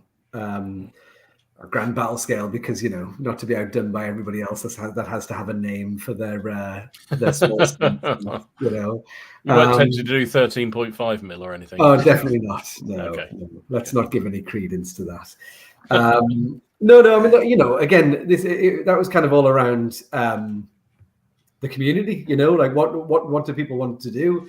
They want to be able to get a new range in plastic, but like it would be daft to think this stuff doesn't already exist out there. There's tons of manufacturers making 10 mil models. Yeah. And what would actually be really cool and a nice little byproduct of making a product and it doing well would be if our 10 mil products, help out some of those independent, manufacturers out there.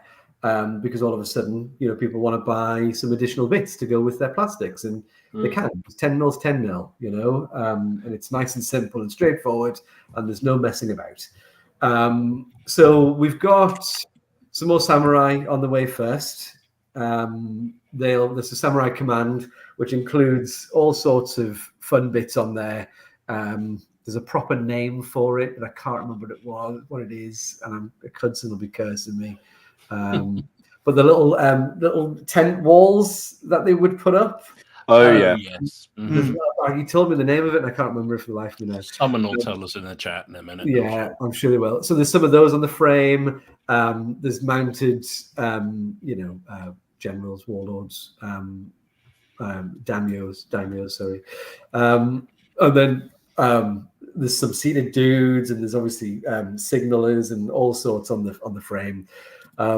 So we'll do a big box of Samurai Ashigaru with a command, and then we'll probably do like a little mini kind of daimyo's retinue box or something where it'll put the command in a smaller box for people that just want to buy loads of stuff. And then hot on the heels of that is going to be the 10 mil orcs. I see Benjamin's mentioned them there. Yes. I was very taken. There's going to be a lot of excitement in those. Well, I liked it specifically as well because they weren't goofy orcs. I can't think of enough way to put it. But they were more evil looking and less comedic looking. And I have a desire to do very, very large Tolkienian battles. I think what you'll see, obviously, that's the beginning of a new range. But with the beauty of 10 mil is we can do a lot very quickly because one frame can contain quite a lot of stuff. So the orcs will come out probably sometime this year, maybe early next year, depending on production around everything else, and slotting other things in. I apologize if you can hear my dog whining under the table. I'm sat right next to the treat drawer, so he's just going to keep doing it. That's why I keep reaching over. I'm like reaching over and grabbing treats out. That's all right. Normally, when Ken is on here, he's whining and reaching. Yeah, no, it's fine. It's absolutely fine. Who's Ken? So, oh yeah. So there'll be a lot more. There'll be a lot more fantasy. There'll be watch this space. There'll be an announcement in the next maybe month or so around that. But it will be more classic fantasy, or what I would call classic fantasy, what Hudson would call classic fantasy. That what more Tolkien inspired, fantasy than GW inspired fantasy, for want of a better word. And yeah, so that range will grow next year. There'll be more 10mm historical stuff next year. There will be games around 10mm historical next year. How much do you want me to give away? All of it. Tell us everything. All of What's it. coming next? So we've got, what have we got coming next year? We've got another quad game. We've got another collaboration, but that will be very much a 50-50 thing. So not like, third-party stuff, but a game working with a very popular rules writer to make a game. And I can't say what that is because it's not fair on the individual, but that's going to be awesome. Really excited about that. That'll be early next year. And then, so hopefully the first historical 10mm game will be around the middle of the year. There will then be another game, which will be big, really, really big, near kind of end of quarter 3, quarter 4. And I said, well, watch this space. There'll be news about that very, very soon. Any idea on periods for that one? Just give us a whisper. You're teasing us, Charlie. Come on. I'm terrible because I get in trouble for doing this all the time. Charlie, just say post-medieval. You'd be fine with that. Yeah. I'm not entirely sure it fits into a period, and that's all I'm going to say. Okay, interesting. Oh, okay. Now the historical, that's not the historical one. Sorry, that's the big one at the end of the year. The historical one. Let's just say pre-black powder. There you go. Okay. Pointy sticks and things. Good. Yeah. Pointy, love that. The dogs love it. Pointy sticks. Pointy sticks. Yeah. And Pointy sticks. sharp knives. That kind of stuff. I love it. So Benjamin, really, really excited. You might be lucky. It might be lucky, mate. He's a Dark Age rule set. Yeah, it did. Yeah. You never know. So yeah, there's lots going on in the background. We are working on some round base rules, but they will probably they may see the light of day next year in a kind of short form, small range of a maybe a small, like a game in a box followed by a few things to kind of expand it. But that's a very kind of specific setting. For just people to kind of enjoy, but not feel like they have to go too far with it. It'll be fairly self-contained. It'll make a lot of sense, kind of when that comes into the world. What else did we say I was allowed to talk about? Everything you said, it was fine. Hudson's fine. For the first time, actually, I had to sit down and go, right, look, because normally there's like everything we're talking about is usually about ready to go out in the open and we're not too worried about it and stuff. But a lot of what we've got coming up at the moment is we're actually for once a little bit more, we don't want to kind of ruin the surprise really. That's cool. The only thing I can say is that, if you think we've been busy this year, next year is going to make this year look like child's play. We've got tons in the works. Wow. Well, and it's all really well thought out next year. There's actually it's not just make stuff and put it out in the world. Stuff appearing out of everywhere. Yeah. Geez. We've got one of those coming at the end of this month. And I swore I wouldn't say anything about this, so I'm not going to say anything about exactly what it is. But it's one of those things that we had an idea. So that's a great idea. And what if we did this? Oh, it gets even better. That's an even better idea. And kind of convinced ourselves that this is one of those products that's just going to be awesome.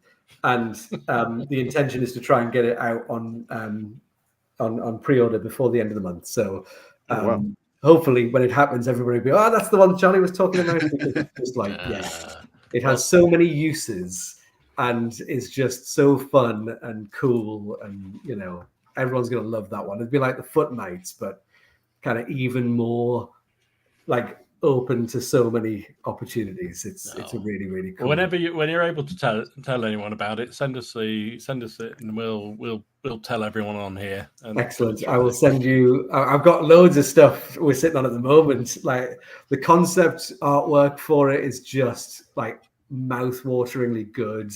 The idea behind it, and hopefully what we're going to be able to do with the frame is really, really exciting. Loads of fun. Make loads of people happy because it'll fit in loads of things. It's just one of those things that's going to be absolutely wicked. Awesome. I can't wait. Awesome. Well, you got us very excited without us knowing why we're excited, so that's good.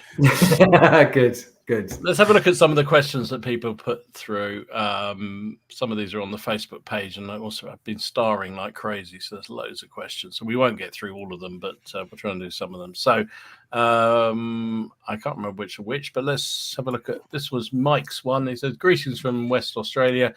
Would you ever consider the Maori Wars? He realizes it's super niche, but a Maori warrior box set would be absolutely awesome to do."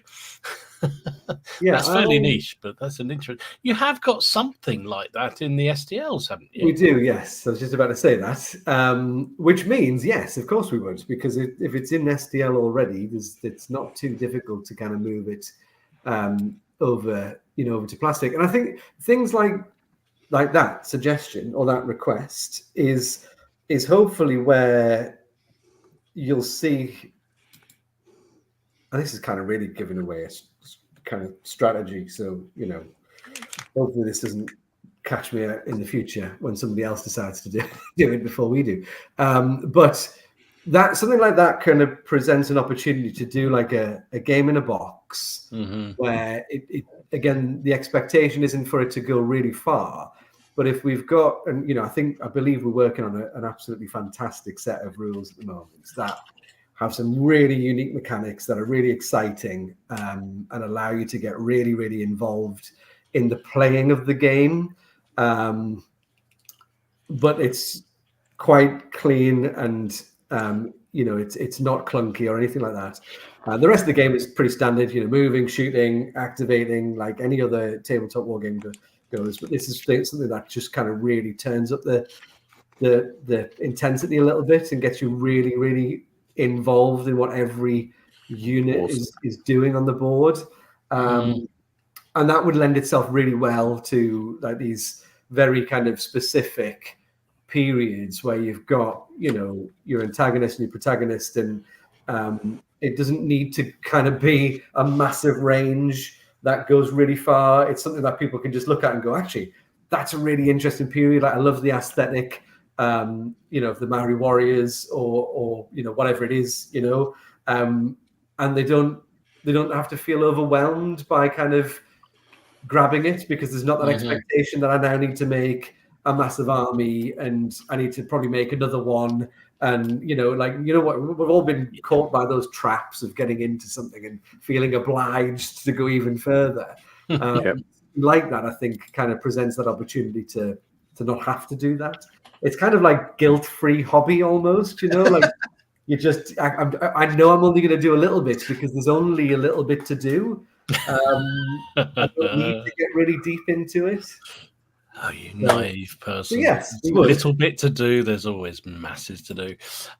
Simon's put in a request for the Barbary Corsairs. He thought that'd be a fantastic compliment to the Conquistador box sets.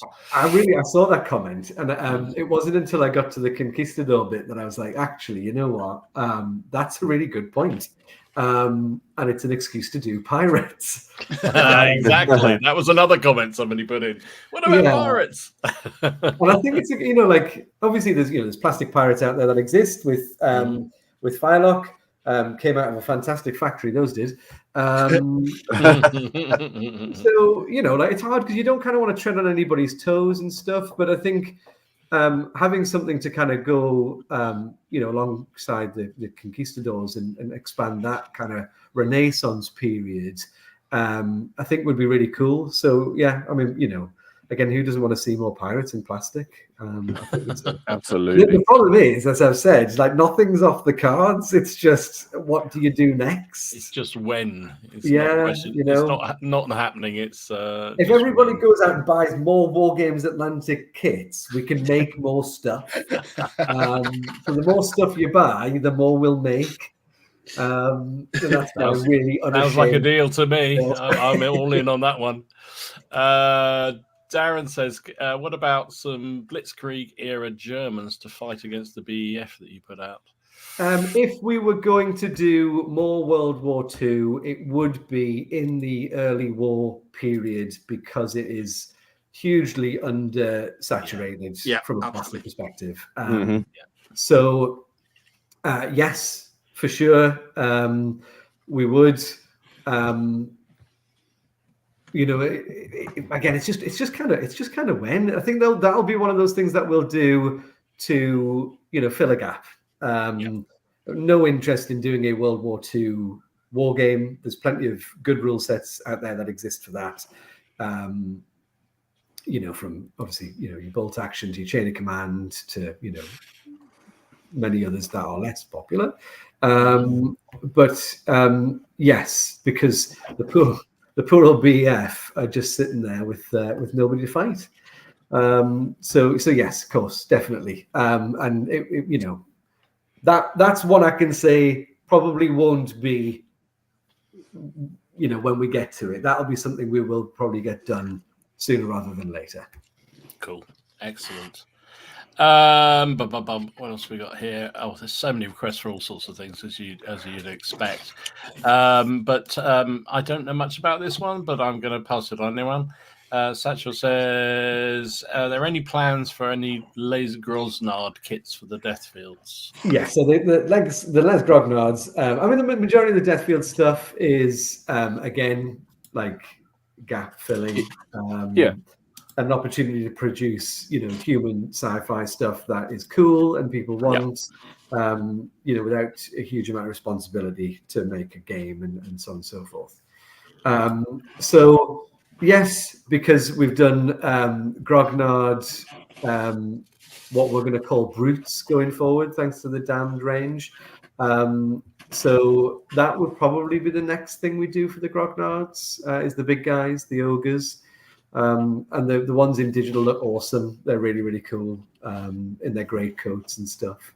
The Grognards are designed on French Old Guard, Dom. Space. I guess from the name, but I've seen the pictures and they don't look like any Groznards I know. He's got an automatic conversion to the Old Guard or anything vaguely French related exactly. to gaming. So yes, definitely, because I would love to see the ogres done, and it's something we will get to. The files are there. It's just that'll move along the queue. As soon as that's kind of one of those products. Is quite an easy one for us to kind of go ahead and do because the Grognard range is really popular, and adding into it is an easy decision. So when there's a gap in the production schedule, we know we've got the files there to kind of convert and make ready for plastic, and away we go. It's a kind of easy win for us, really. So a question from me, because that got me thinking about it, and we talk about weird shit and historicals and how the fantasy side is definitely a larger size of the hobby than the historical side is. Kind of what sort of proportion of do you tell generally between the sort of sci-fi fantasy side of things versus historical? The answer about 6 months ago would have been slightly different to what it is right now. So currently our best-selling product is Foot Knights. Mm-hmm. Hey. Good. By far, by a huge margin. But then what's quite interesting, if you kind of look at our top 10 best-selling products, and I do this every week, and we look at these numbers in many different ways, from in the month to the last 90 days to this year to date to the last rolling 365 days, and then obviously of all time and so on and so forth.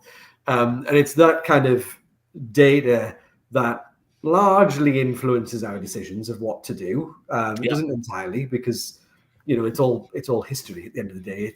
We're looking back at numbers rather than If it could predict the future, great, but it can't. It can just tell us what people used to like to buy as of yesterday, But if you kind of look at our top 10 bestsellers, we've got, at the moment, we've got the Foot Knights, then we've got things like the Space Nam, the Grognards, but then in amongst that, our most popular period for historicals is World War One. So you'll have our Brits, Germans, French, and Russians in the mix there. But then in amongst all that, you'll have the skeletons and the skeleton chariots and cavalry. And really what you'll probably find is the mix of the top 10 is a third sci-fi, a third fantasy, and a third historical. But we're probably in quite a unique place that what we've produced in historicals, again, has largely been finding gaps in the market where there's a demand for something. So it probably actually is driving the proportion of historicals up versus, what you might see in the marketplace, which is, sci-fi, king, fantasy, second, historical, the poor ginger stepchild of the whole thing. But I think also that's a misnomer. It's also a silly thing to say. The big difference there is the marketing behind sci-fi and fantasy versus the marketing behind historicals. In fact, you could probably argue that there's roughly a 50-50 split between sci-fi and fantasy, and then historicals. It's just the historical stuff doesn't live in a world that's being screamed and shouted about all the time. The industry is, I think the tabletop industry is supposed to be worth something like $12.5 billion internationally. Well, we know that Asmodee is worth, what did they sell for? 3.3 billion euros. I think GW is estimated at being worth 3-point-something billion pounds. So there's half the industry there in two major manufacturers. Obviously, Asmodee, are more board games than they are, war games. So like a big chunk of the war game industry is Games Workshop. And then the majority of that is 40k, so sci-fi. And it just drowns everything out. It doesn't mean it's not there. It's just not screaming and shouting about itself like 40k is doing all the time. And, I don't get us wrong. I don't dislike anything about 40k apart from playing the game. It's a real necessity of the industry these days. You kind of think to yourself, what would happen if you took it out there? What would happen? Like, what would fill that void? What vacuum would be created if it just stopped being? But the reality is it's there. But it is also the biggest recruitment ground for the hobby. It's the biggest injection of money into the industry. I don't really imagine Wargames Atlantic will ever be as big as Games Workshop because they'll continue to grow. And even, 40 years down the road, I'd love to think we'll be the same size Games Workshop were 40 years down the road. How old are they now? 50? 50 something, isn't it? Something, yeah. Anniversary was in the last few years or something, wasn't it? So, but, the aspiration is probably to be, the next biggest thing in tabletop wargaming. So let's put Asmodee and Simon and stuff to one side. But that's kind of the aspiration, really. That's a weird tangent. Where did that come from? I'm not quite sure, but it was interesting nonetheless. I mean, talk about shouting lots of noise at the moment. I don't know. It's about just 40k at the moment. Bolt Action seems to be doing that pretty much at the moment. Yeah, there you go. Yeah. I'm very excited. One question, somebody else asked this one as well, was any update on the Dark Age Franks that you showed off a little while ago? I think, if I remember rightly, Dark Age Franks are probably potentially about to make their way into our Vox Populi Oh yes, because that's an interesting model you have there. So explain how that works, because that's kind of a different take on a Kickstarter, isn't it? Yeah, I mean it's sort of, but not. And I always find it really hard to explain the process because it's quite convoluted. And I can say that because like the process started out as one thing and then I made it into something else, but it works. It's just clunky in the way that it has to happen. Anyway, I'll explain. So the Vox Populi is basically a culmination of everything. Like people are asking here, would you consider doing this? Would you consider doing that? If you head over to our Facebook group, the Wargames Atlantic Legion, and if you ask about a kit or you want to put a kit forward, use the hashtag Vox Atlantic, and we basically gather up all of those suggestions and put them into a poll. And then those kits that get voted on in the poll get moved into the kind of first stage of Vox Populi, where people can then vote by purchasing a Wargames Atlantic voucher. So you purchase let's say you buy a £10 voucher or a $10 voucher. That will then generate 10 votes for the product you've chosen. But you can use that £10 voucher to buy anything you want. You can cash it in straight away. So if you're going to head to our website and you're going to buy something anyway, go and buy some Vox Populi vouchers and vote for the set you think would be cool to make in plastic. Can I screen share? Is that a thing I can do? Can I don't know what. Actually, we've never tried it with a guest, so I don't know. It'll be right down the bottom. There's the thing that says present. Yes, you should be able to. Yeah. Screen sharing is share screen. Right, here we go. And I can pick a screen. Excellent. Perfect. As easy as that. Right, I can't see you now, but hopefully you can see what I'm looking at. No. Hang on. There we go. Oh, hang on. We need to bring it in. There you go. There we go. So here we go. So this is our Vox Populi page. A lovely graphic there designed by me. That's just meant to kind of explain how it all works. A bit of text on the left-hand side in case the graphic doesn't do the job. The most recent releases with the Conquistador Cavalry, they were a product of the Vox Populi system.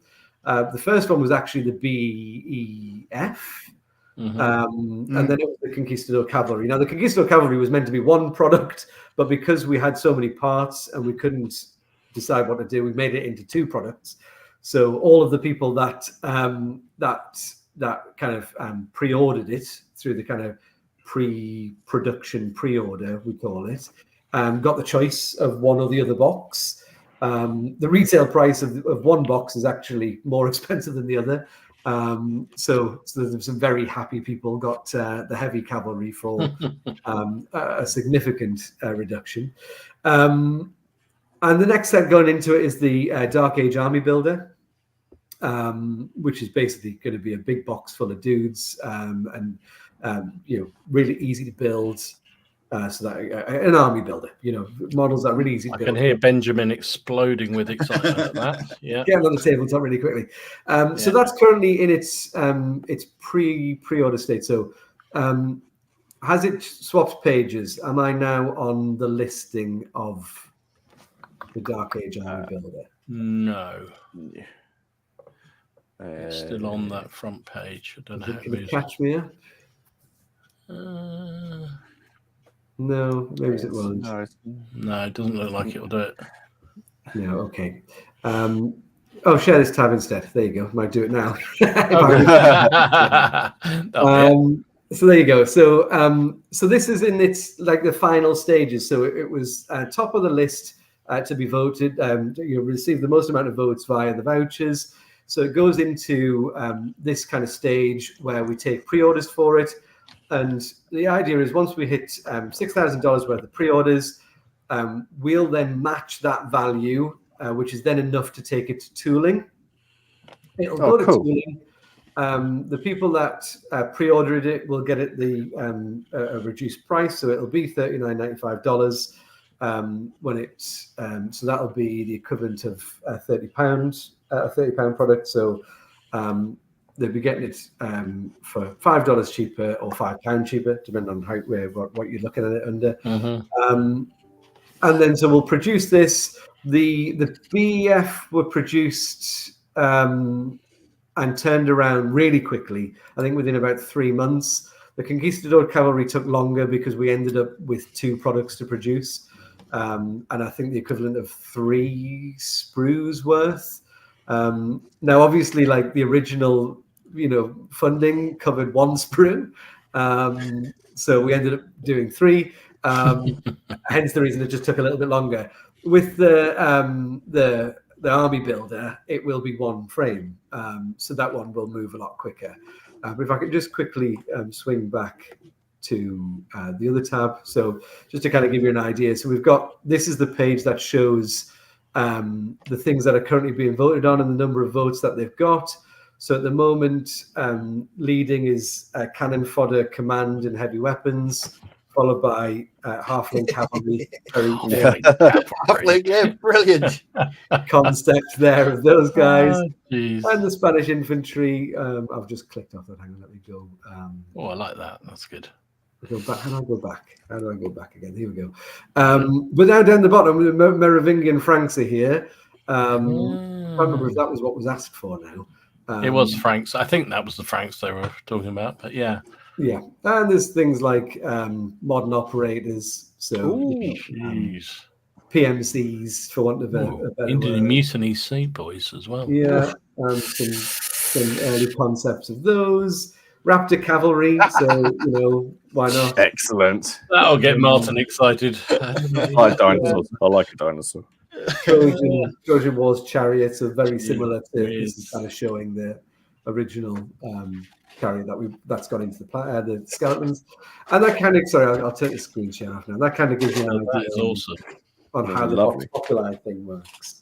Well, there you go, guys. If you're interested in any particular kit, that's how you get it influenced. That's how you work on. So it's such a unique way of doing it. It's again in that community engagement. I think also just propels people to your site. So yeah, I think it's a really, really clever idea. We are bang over. Well, we're overtime. We're into the overtime. And we can't afford Steve's weird beers if we go too far into overtime. So we better call it a night. Charlie, it's been fabulous having you on. Really appreciate you. Yeah, thanks, Charlie. Thank you so much. Thanks for all the input and all the behind the scenes, because I think genuinely, I think everyone is just amazed by how dramatic the impact of WA's had on the hobby. It just came out of nowhere and just chucking out so many really lovely kits. Like I said last week, do you guys sleep? No. Is that the secret? We tend to what do they call it? Is it called stagging? Is that when you kind of you like stag on and off? Oh yeah. Oh my God, it's that. I wonder what the heck that was. There's always somebody working at Wargames Atlantic at some point in time, largely because we're all over the world. But yeah, no. I mean, I think I said at the beginning, it's a company built on like a labor of love. Now we've made a point of kind of bringing people into the fold that share the same beliefs, that we kind of work hard, play hard, enjoy doing what we do, and hopefully that kind of comes out in what goes out into the world, so people have got stuff to kind of share in our enjoyment, really. Well, no, thank you for sharing. It's gone down really well. I mean, there's so many comments in here. I think it's given everyone a lot of an insight into how it all works. Excellent. That's fantastic. Awesome. Well, yeah, thank you very much. And thanks for everyone who joined us tonight and everyone who's catching up on the replay. We'll be back. I've no who's next week.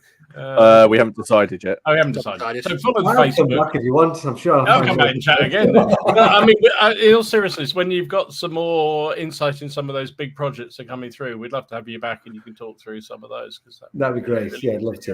And also, I don't think we even touched on things like the rule sets and things like that you're producing, and God knows what else is going on beyond that. Yeah. So anyway, we'll let you know who it is who's hosting it next week if through the Facebook page.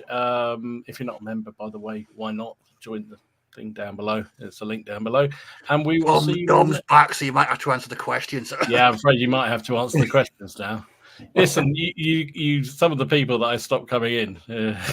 Yeah, that is a 24/7 job as well. You whiz. Awesome. Thanks everyone for watching. Really appreciate it as ever. Thanks, Charlie. Really grateful for you coming on tonight. Thank you. We will be back sometime. Well, it'll be 8 o'clock next Monday night on somebody's channel. And thanks for watching. See you later. Bye-bye. Bye-bye. Bye.